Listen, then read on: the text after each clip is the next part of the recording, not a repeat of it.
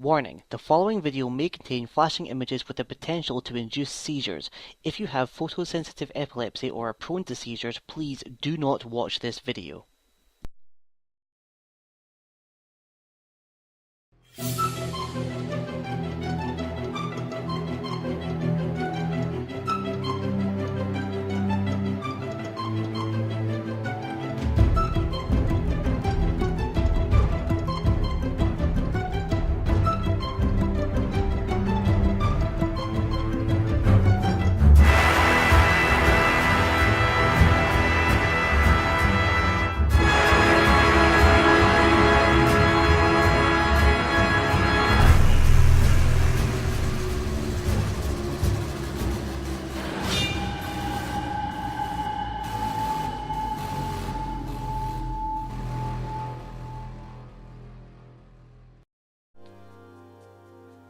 Hello there everybody, Misfit here from the Coop guys, back with another episode of Final Fantasy VIII. This is episode 14 and it's been a little while since I last recorded, but if everything goes to plan, this should be up on schedule on Monday? Yeah. So, I wanted to start this off a little differently, because I had a couple of people asking me exactly how the magic stuff works in this game, because they were a little confused by what was going on. And when I was initially making this series, I wasn't really planning on catering it for people who didn't really know the game. I was really just expecting for it to be people who had played the game before, who already understand it, to have an idea what I'm doing. But just in case, just to appease some people, I'll just quickly explain what's going on. So the magic in this game is very different from the magic in a lot of games, including other Final Fantasies, in the fact that magic, or how it's actually called in the game, paramagic, is essentially like a one-time use item. And so you can't inherently just use magic and use magic points to summon magic or whatever like you do in other games. In this, it's like, I have 88 cures for Squall, so that means he can cast cure 88 times. But once he's used them up, that's it. He'll have to get some more from other enemies. So that's what makes this game particularly different, and that's why this kind of challenge of mine is a bit difficult, because the way I'm playing it, I'm not getting a lot of magic. But the way things work, let's go to... let's just have a look at the abilities. There we go. Right. So, draw. Now, draw is the ability to take magic from monsters and enemies that you fight. And that's how you acquire magic throughout the game. That and the draw points, which are the little pink fountains that you see that I can take magic from. But mostly it'll come from enemies during a fight. And what draw does is there are two different options with draw. You can either you can just take the magic from an enemy and store it in your own inventory. So if you're drawing from an enemy, you can get between 1 to 9 of that magic spell. So if a particular monster has, say, fire and blizzard and cure, you can draw only 1 to 9 of each every time you select draw.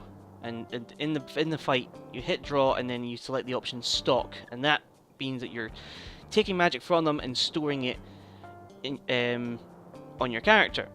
The other option with draw, though, is draw cast, where you will draw one of the... If, let's say, I'm fighting something that has fire, and I select draw, move to cast, and then I cast that. What I'm actually doing is I'm taking one of their fire spells and I am casting it, as opposed to using up my own fire. So it's one way of not using up your own magic, is to use enemy monsters' magic against them. Now, my kind of challenge in this game is that each character can only draw and stock once in a fight. So the amount of magic that I am accumulating is not...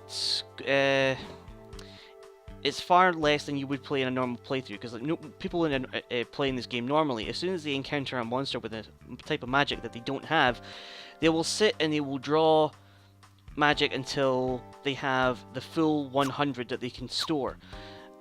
And then once they have that, they can junction it to their abilities to increase them. And then afterwards they'll just kill the enemy.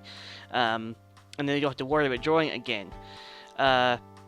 Draw cast, on the other hand, I haven't included that in the challenge, and I'm not sure if I will do, because I can't remember, but I think there actually might be 1 or 2 enemies where the only way of defeating them is to use their own spells against them, and I'm not entirely sure whether I should leave it in or not. I'll leave it up for debate.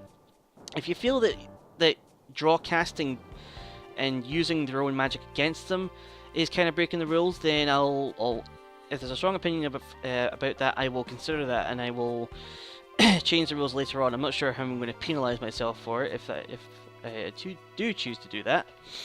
So anyway, that's a little bit about the magic. Now let's move on to junctions.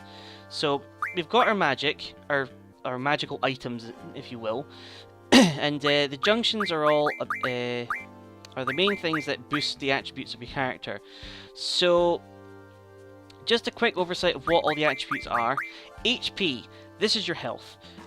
Plain and simply, that's how much health your character has. HP, hit points. There you go. Strength, this is what increases the attack damage of your character. So the higher this number, the more damage your character can do. And this is Vitality, which is the opposite. That's the defensive characteristic of your character. So the higher this is, the less damage you will take when being hit by physical attacks.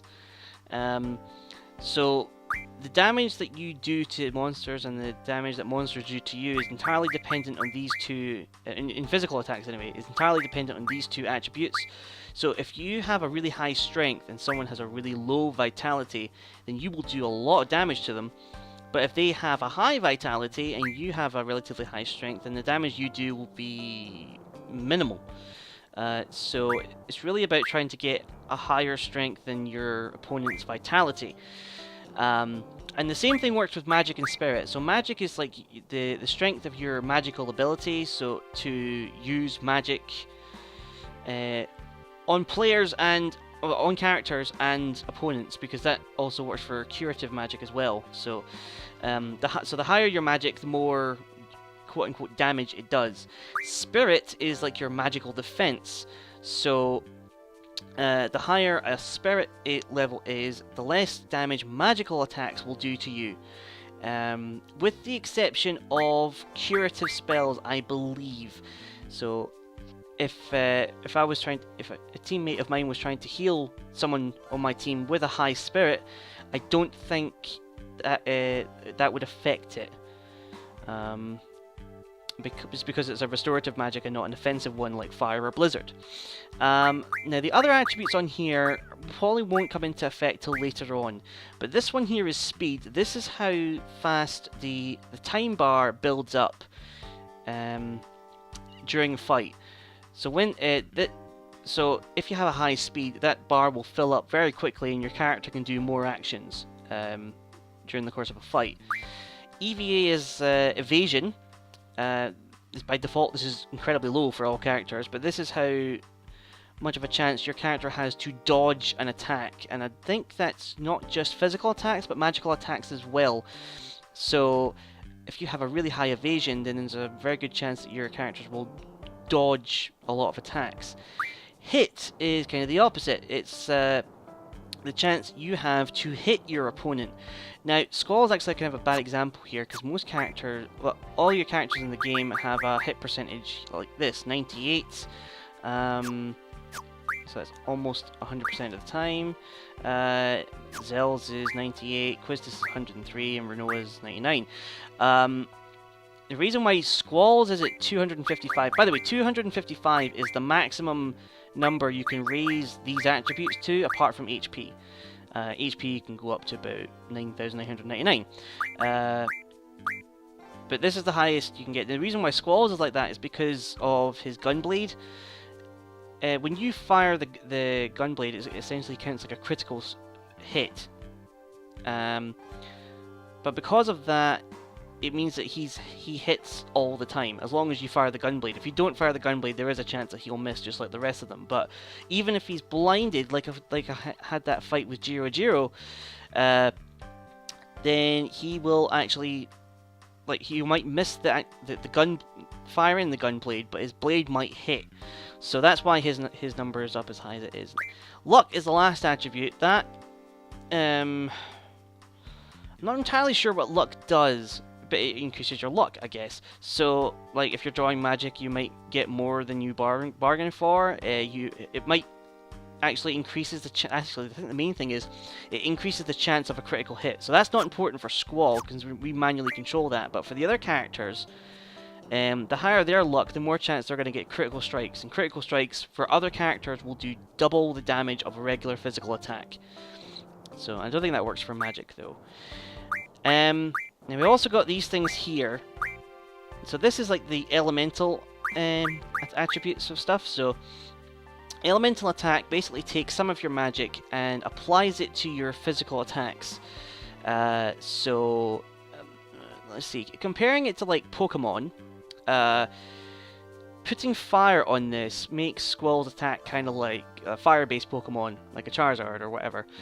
So he has the element of fire attached to his physical attack, and I think it actually does. If he's fighting a monster that has no elemental weakness, it probably will increase his attack damage a little bit, but not as much, I believe.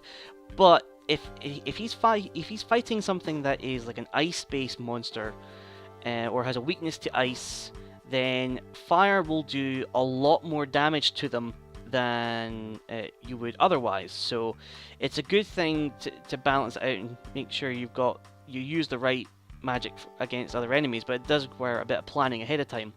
Likewise, though, if he has this fire, if he uses a fire attack, element-based physical attack on a monster that, like Ifrit, that absorbs fire, then my physical attack would likely do less damage, and might actually instead heal him so might encounter situations in the future where I have the wrong element equipped, and I will actually heal my opponents as opposed to dealing damage to them. And elemental defense, it works the same kind of way. So if I think at max you can have 4 of these, so I could put fire, blizzard, ice, and whatnot onto this, and it means that those particular elements, that are being used, physical or magical attacks, will do less damage to me. And if I have them high enough, which will probably happen much later in the game, any of those types of elemental attacks will actually heal me. So later on, if I get a lot of fire magic, a lot of powerful fire magic, and put them on there, then if they get used against me, they will actually heal me for a little bit as opposed to damaging me. Now the status attacks are over here.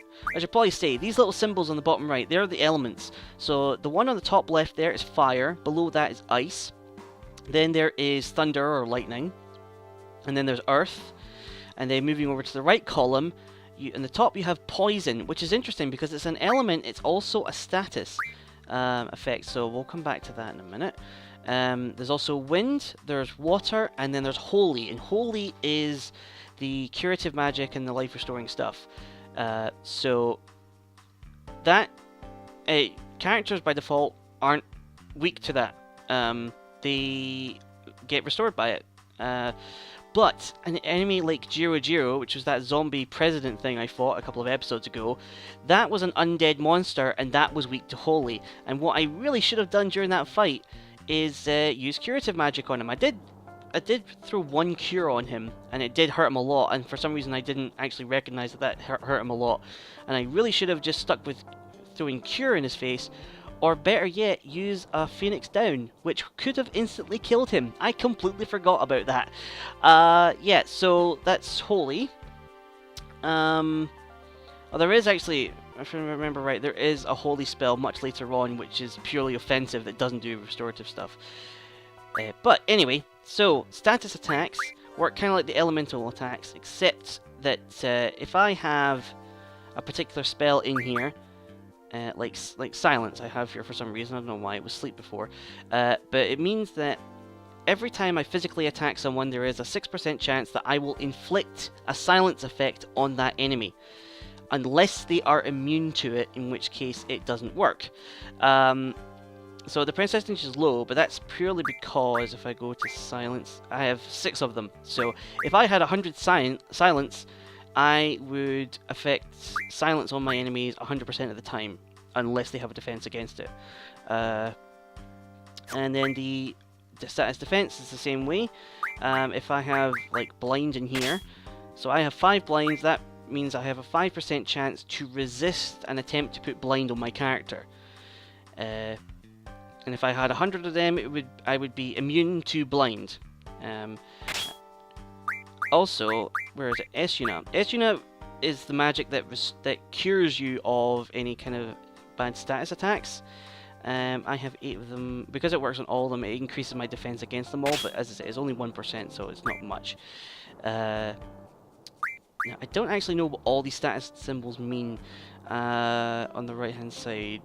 The second top left is poison. The one that looks like an eyeball on the left hand side, that is blind. Below that is silence. So blind reduces your physical attack accuracy, and silence stops your ability of using any kind of magic attack whatsoever, including using GF, which I was reminded of in the fight with Jiro. On the right hand side, the 2 ZZs is sleep. Below that is a clock, which is slow, or slowness. And then the hand is stop. So slowness will slow down your time bar, and stop will just freeze your guy on the spot. I can't remember exactly what the other ones are, but I know the ones I haven't mentioned are there's petrify, which gradually turns your guy to stone. There is zombie, which reverses your weakness to holy. So if I had zombie on my character and somebody tried to heal me, it would hurt the character instead.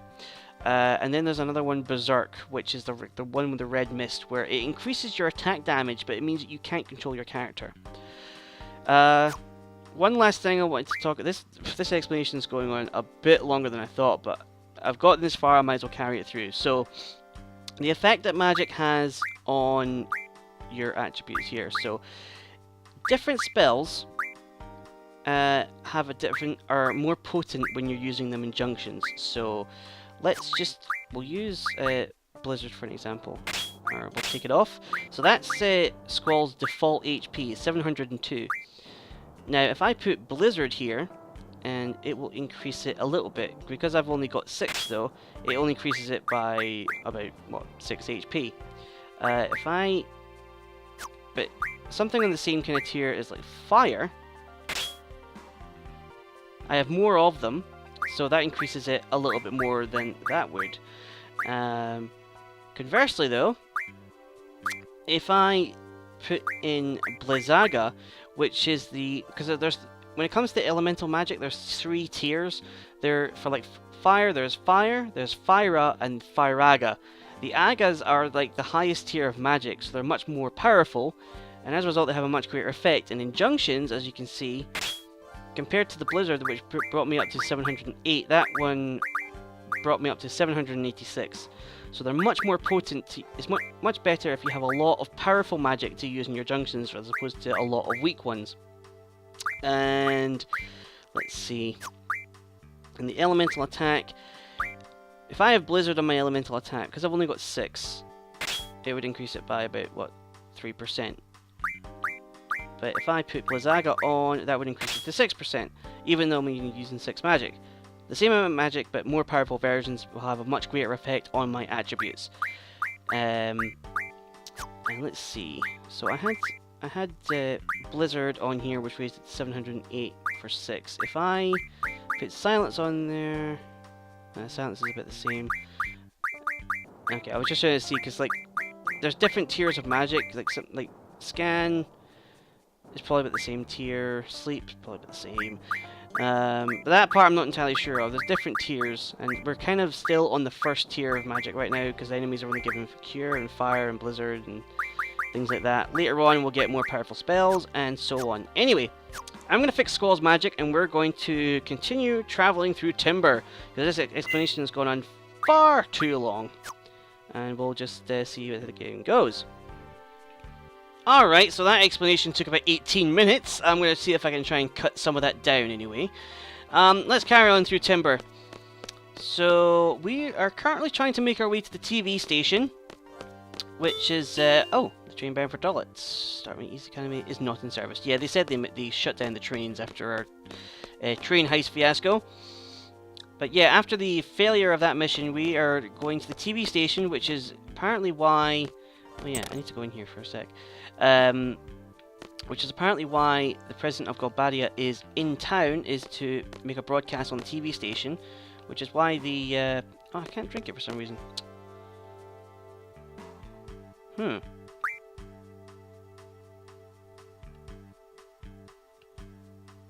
Yeah, what are we doing? Let's speak to him. Yeah. Okay. Oh yeah, there we go, then we can drink. Just to heal Squall up, because I changed the junctions around and his HP got all messed up. Should we take this? Let's leave it alone. Because apparently we can't have whatever's in the cupboard.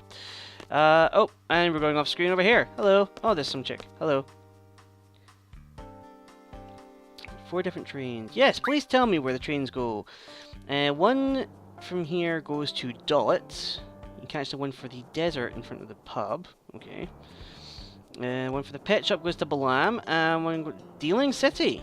Oh, so we're not too far away from Dealing City then. That's where the weird dreamy sequence happened with Laguna, Kiros, and Ward. And we just got paid and we got a fight. Okay. Okay, it's been a while since I've been in the fight, so forgive me if I'm a bit rusty. Remember, we can only draw and stalk once. There we go. I'm not entirely... I've played around with the volume here. I've got the music turned down for reasons. But I was tinkering with the effects to try and find a nice kind of level. So let me know what you guys think of the kind of balance of the volume. I'll see if I can do anything to change it in future episodes. So Renoa, you go for that guy on the far left. This time we've had a bit of an offensive going on in this fight, and Selfie, you can finish him off. Hopefully. Right, yeah, there he goes. And then Squall, you attack some random guy. Kill him in one hit. There you go. And it's alright. Everybody just wail on this guy, because he's on his own, no support, and he's an idiot. And you yourself. Finish him off. Oh, he's still up. Come on, Squall. Finish him off. Bam. And job done. Huzzah! Hooray! We've finished the fight. And we got some leveling up. Phoenix down. Very handy. 3 AP. Alright. So we need to go down here and off. This way. So one place we didn't go was down here, which I believe is where we have to go. Oh. What's going on here? Oh, it sounds like a bit of military brutality going on with the civilians. Oh, they're just going to randomly attack us even though they don't know who we are. Excellent.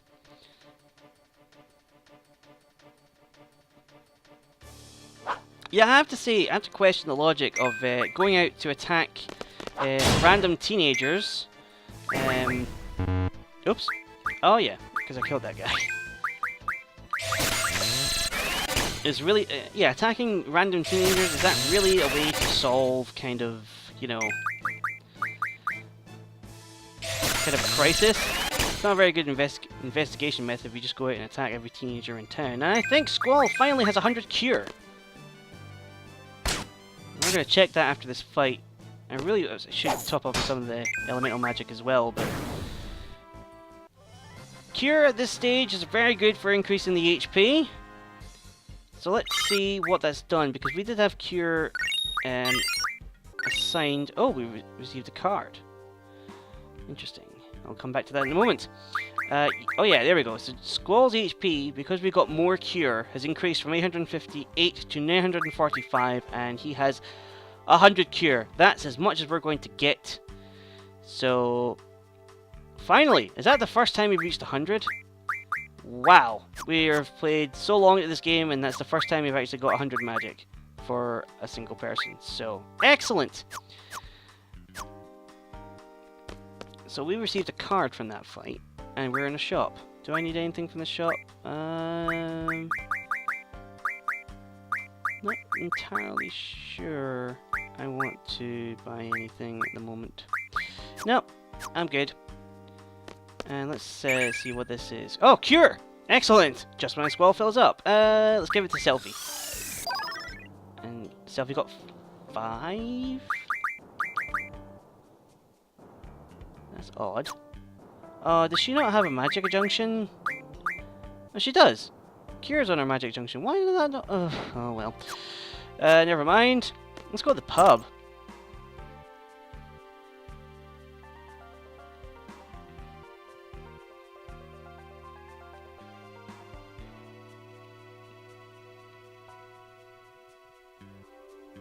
Oh, he's had a bad day.